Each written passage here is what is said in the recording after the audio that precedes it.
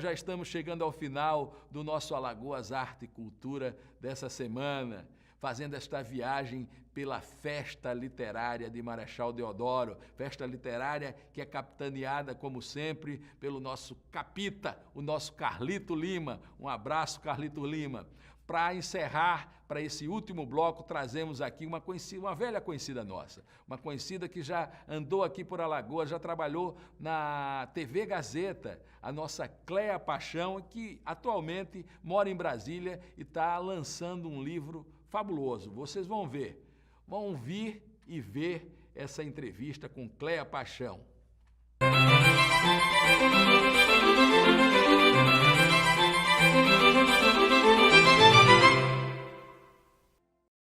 Mais uma vez estamos aqui na Flimar, na terceira Flimar, e recebendo, nesse nosso destacamento avançado aqui do programa Alagoas Arte e Cultura, inclusive a gente pede desculpa, aqui está uma barulheira, é a casa de Marechal Deodoro, o povo entra, vai ter sarau daqui a pouco, e sempre com o Chico de Assis dividindo comigo aqui na Flimar, esse espaço, trazendo aqui para esse cantinho os amigos dele, amigos autores e outros autores que não são amigos, mas que a gente admira muito. Já tivemos o Antônio Torres, né? Tivemos o Maurício Melo, né? Vamos conversar a Adriana Ruiz, e agora estamos com uma alagoana aqui que a gente estava com saudade dela, que é a Cléa Paixão, né? A Cléa, que durante muito tempo foi repórter aqui da televisão, da Globo, da emissora afiliada à Globo aqui, da TV Gazeta, de que a gente via ela sempre lá, né? E a gente está com saudade desse rosto. E começar por aí, Cléa, que está lançando um livro, a Cléa está aqui, veio aqui para Flimar, não está mais aqui em Alagoas, é a influência da mulher no mundo, família, religião, sociedade. Veio fazer o lançamento do livro aqui na Flimar, aqui na sua terra, aqui em Alagoas. Cléa, prazer grande estar com você aqui. E primeiro saber onde é que você anda, menina, né? Que a gente deixou de te ver lá na televisão, está com saudade da... Olha, vejam bem, grave bem, Alex, aí, vai um close na Cléa para a gente lembrar dela lá. Matar a saudade. O prazer, Paulo, é meu, né? Um prazer imenso estar aqui na minha terra. Moro em Brasília já há 17 anos. Moro em Brasília, mas fico viajando esse Brasil inteiro, né? E sempre vindo em Alagoas. Venho pelo menos uma vez no ano reciclar meu sotaque e assim dar uma revitalizada nas raízes, né? Porque eu creio que nós não podemos quebrar as raízes. Se a gente quebra as raízes, perde a referência. Então a minha referência é Alagoas, né? Onde tudo começou, onde é a base, onde está a família, onde estão os grandes amigos. Então eu venho sempre aqui e é uma honra muito grande começar, este é o primeiro lançamento deste livro. Então começar a série de lançamentos em todo o Brasil. Dia 10, o Dia Internacional dos Direitos Humanos, vai ser lançado em Brasília, na Câmara dos Deputados, né, no Congresso Nacional, e depois vai para Cuiabá, vai para Belo Horizonte, vai para esse Brasil todo, né? Ele é editado pela... A Êxito. Êxito, né? Êxito, editora de Brasília, e começa por aqui, né? E começa em Marechal Deodoro, onde Alagoas começou, né? Um começo muito feliz, muito honroso para mim, né? Isso. Então, assim, estou aí. Esse é o seu primeiro livro? Tem outros trabalhos já? O primeiro livro foi um livro que foi editado pela editora UNB, da Universidade de Brasília, que chama-se Narrativas a Céu Aberto, Modos de Ver e Viver Brasília. Foi em 96, na ocasião era aluna de mestrado de comunicação da UNB, e foi um livro coordenado pela professora Cremilda Medina, da USP, que também é escritora, e um livro com narrativas eu fui escolhida aluna de mestrado para participar, mas com professores da UNB, professores de várias áreas multidisciplinares. Então, o livro são narrativas que falam da visão humanizada de estrangeiros sobre Brasília, ou seja, fala da Brasília que poucos conhecem. A Brasília que não está só na esplanada dos ministérios, nem ali na Praça dos Três Poderes, né? Mas fala do cheiro do cafezinho na repartição pública, fala da questão das drogas, que infelizmente é um problema sério. Uma Brasília que eu não conhecia também. Você agora, eu fiquei curioso para ler esse livro, porque também a visão que eu tinha, eu nunca quis muito ir a Brasília, porque a visão sempre tinha uma visão fria daquelas esplanadas dos ministérios, daquelas coisas.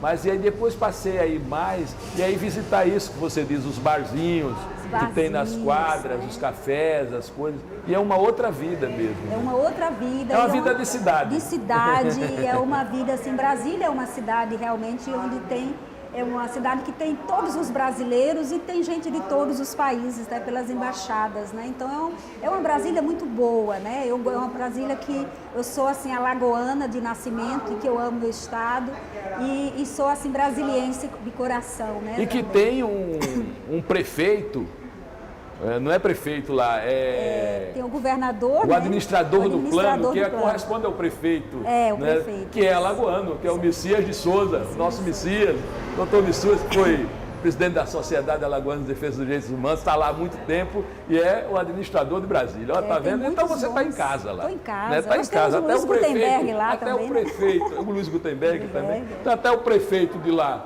é seu conterrâneo. Meu conterrâneo. É uma extensão de Alagoas. Né? E você de Itaquarana, né? Eu nasci em Itaquarana. Nasci em Itaquarana, nasci em fazenda, né? Nasci com parteira, né? Olha assim, bem que maravilha. uma coisa assim. Morei toda a minha infância ali, tomando banho de rios, né? Assim, foi uma infância muito feliz. De lá vim estudar aqui e daqui fui para o Brasil, para o mundo, mas sempre ligada às minhas raízes, aos meus amigos. Costumo dizer assim, se você quer conhecer quem é uma pessoa, conheça não só os novos, mas também os velhos amigos, né? Então, assim, né? Cleia, agora vamos falar de jangada, como dizia minha avó, falar de jangada que é pau que boia, né? Falar desse livro teu, que é o último aqui, que você veio lançar, que também aguça a minha curiosidade, que a gente já sabe que tem uma influência da mulher no mundo, mas que influência é essa que você conta, que premissas, que corte você faz para escrever, porque se a gente fosse falar da influência das mulheres no todo, era muita, inclusive na minha vida, Rita, meu amor. O cara tem que fazer isso, né? Isso vai me garantir, Rita. Aplausos para aplausos, Paulo mas, Poeta. por favor, Rita, que isso me garanta uma anuência de pelo menos 2 meses, né? Fazendo o que quiser. Quem quiser, assim, boas influências. Boas influências, com Chico de Assis. Tudo influenciar bem boa. este mundo. Eu até queria, você falou sobre o livro, e essa questão do livro, eu teria uma pergunta para fazer, mas vou aguardar ela responder a sua. Isso, então, esse livro, que corte é esse? Esse livro é um livro muito sonhado, assim, que na verdade já vem desde muito tempo, né? As mulheres sempre me chamaram a atenção. Eu sei, homem e mulher, eu considero assim o oposto complementar, né? Eu acho que homem e mulher se complementam. O criador do homem e da mulher foi assim perfeito em sua criação. São funções diferentes e funções complementares. E eu sempre assim comecei a observar esse ser diferente do homem, né? São diferentes, mas com missão e assim diferentes, mais unidos, que é isso que eu defendo. Homem e mulher diferentes, mais unidos, né? Na missão. E aí eu comecei a observar e comecei um laboratório na minha própria casa. Eu sou de uma família de 11 irmãos, né? Todos vivos. E são 7 mulheres e 4 homens. Então eu comecei a observar, minha mãe já dentro de casa.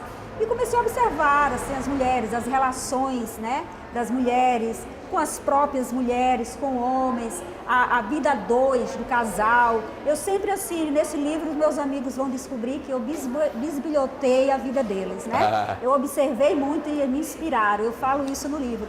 E nas minhas andanças pelo Brasil, eu conheço 21 unidades da Federação, das 27, e nas minhas andanças profissionais, eu sempre pesquisando, já assim, pensando um dia fazer alguma coisa com isso.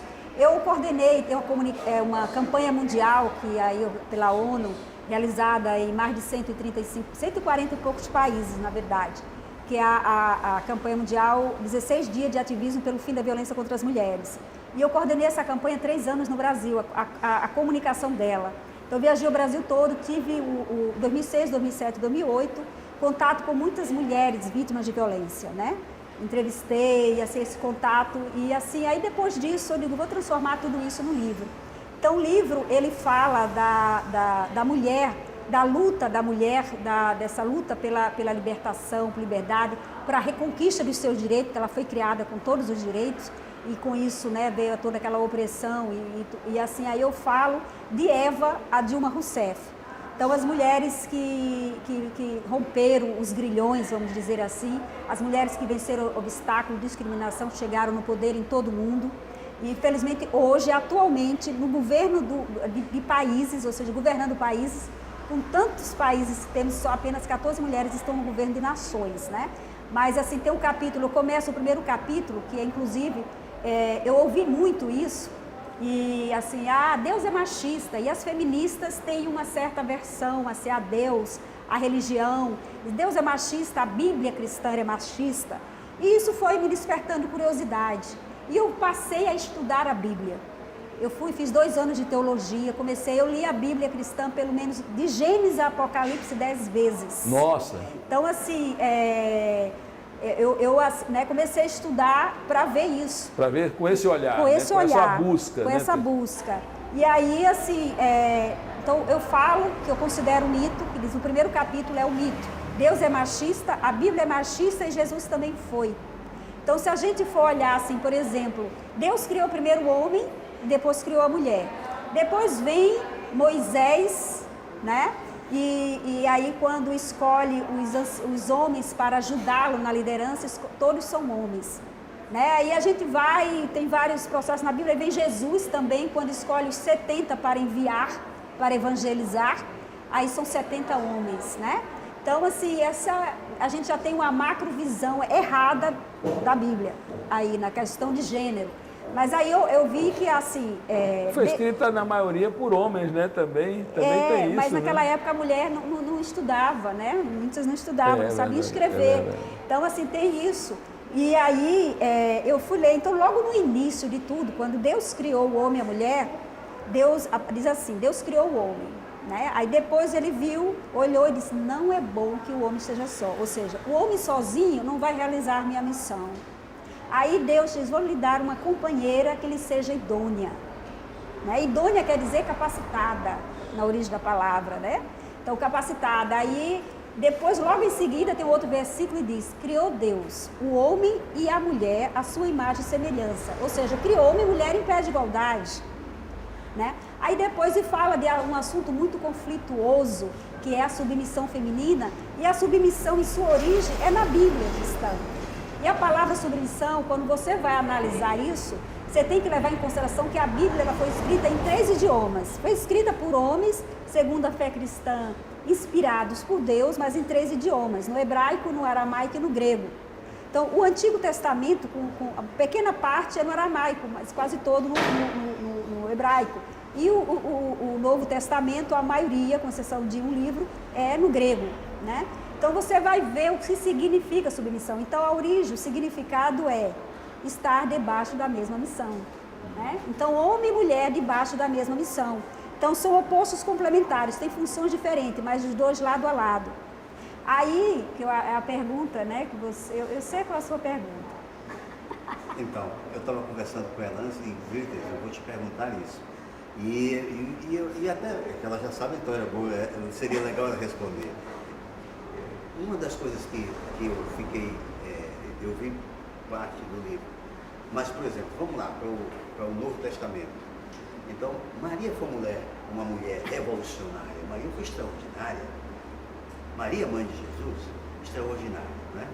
Você é católica? Hoje eu me considero evangélica, eu sou evangélica. O evangélico é católico. Católico quer dizer apostólico, evangélico é apostólico, quer dizer enviado, o evangélico não é romano, não segue a lei de Roma, só a Bíblia. Então, assim, depois que eu conheci a Bíblia, né, eu desafio qualquer pessoa a ler a Bíblia e ficar do mesmo jeito. Né? Hoje eu guio a minha vida, né, as minhas decisões, as minhas escolhas, as minhas atitudes, nos princípios cristãos, eu sigo a Bíblia.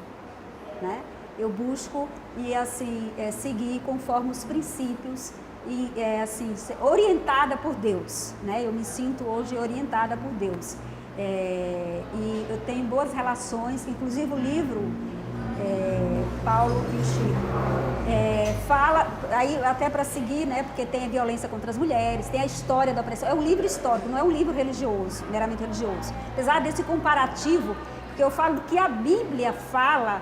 Qual é parte daí, é um ponto de partida para você. Com relação à violência contra as mulheres, com relação à opressão das mulheres, com a submissão feminina, com relação à questão do papel da mulher na religião, que a religião e religiosos oprimem as mulheres, né? Então, assim, eu falo da questão, a política, o poder, nós temos tudo isso na Bíblia, né? Nós temos mulheres que mesmo na época do patriarcado, nós temos Débora, que foi juíza, que naquela época, como termo sacerdote, isso estava em baixa, era pejorativo, então se deu o título de juíza, que hoje Débora é o que seria uma rainha ou presidente da República. Ela comandou uma nação, ou seja, comandou homens, esteve na frente de exércitos, de batalhas, de guerras e sendo vencedora. Então, ou seja, é um exemplo, nós temos a rainha Esther, temos várias mulheres, a própria Maria no Novo Testamento. As mulheres foram as mantenedoras do ministério de Jesus. Quando Jesus estava lá na cruz, os homens todos fugiram. Quem ficaram ao pé da cruz ali, né, eram as mulheres, a presença das mulheres, né?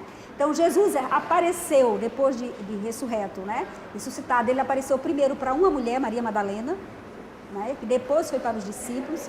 Então, assim, eu falo, né, a questão da ação das mulheres em várias igrejas, começando pela Igreja Católica, as primeiras igrejas chegaram no Brasil, que estão no Brasil, a Luterana, a Assembleia de Deus, que hoje tem 101 anos no Brasil, as mais conhecidas, o papel das mulheres nas igrejas, tem um capítulo Mulher e Religião, né, que fala sobre isso, e as mulheres da questão do poder em todo o mundo. Então, a primeira mulher faraó, né? Nós tivemos a primeira mulher faraó.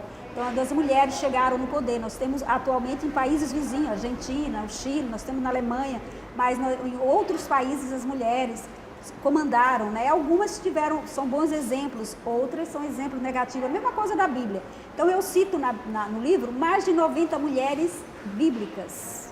Algumas são bons exemplos e outras não são exemplos negativos. Inclusive, negativos também em poder. Teve a rainha que foi terrível, né? Assim, então, eu cito isso. Tanto a mulher como o homem não são seres, né? Não são seres perfeitos. Então, mulher e homem erram, né? Ou seja, faz parte da humanidade, né? Eu não sou não sou feminista, eu me considero mulher, mas eu procuro no livro o olhar que que aprendi no jornalismo da imparcialidade, né? Então, apesar, não puxo, vamos dizer, a sardinha para as mulheres. Já é a jornalista falando, né? Mesmo e ver todos os ângulos, né? Observar ângulos, todas as versões. Mesmo eu considerando que não existe, eu sempre considerei que não existe a imparcialidade total, né? Todos nós temos uma história de vida, nós temos ideologias, somos seres pensantes, e isso, o resultado de tudo isso é a nossa visão de mundo, né? Por isso nos dá o direito de opinar, né? De agir e de falar, essas coisas assim. E a assim. produção também acompanha isso, a nossa visão. Claro, claro, né? Então, mas Cléia, é um prazer danado ter estado. A gente vê a Cléia de novo aqui, matar a saudade da Cléia no vídeo aqui. Muita saudade de você, que bom que você está produzindo aqui, ó, daqui a pouco nas melhores livrarias, aí a influência da mulher no mundo. Cléia Paixão, nossa alagoana, brilhando aí nas letras. Valeu, Cléia, muito obrigado. Eu que agradeço e eu acabei não respondendo sua pergunta, mas depois eu respondo para você. Vai ficar só para você, tá vendo? Agora vamos ficar com essa curiosidade. Eu agradeço, um beijo no coração de todos vocês alagoanos, amo Alagoas, amo a minha terra e muito obrigada pela oportunidade.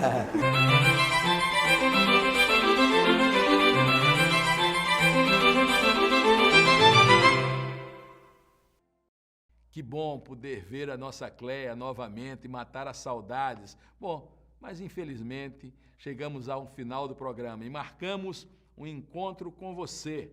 Na próxima semana estaremos aqui com um pouco mais dessa terceira Flimar, Festa Literária de Marechal Deodoro. Um beijo no coração de todos, até um próximo programa.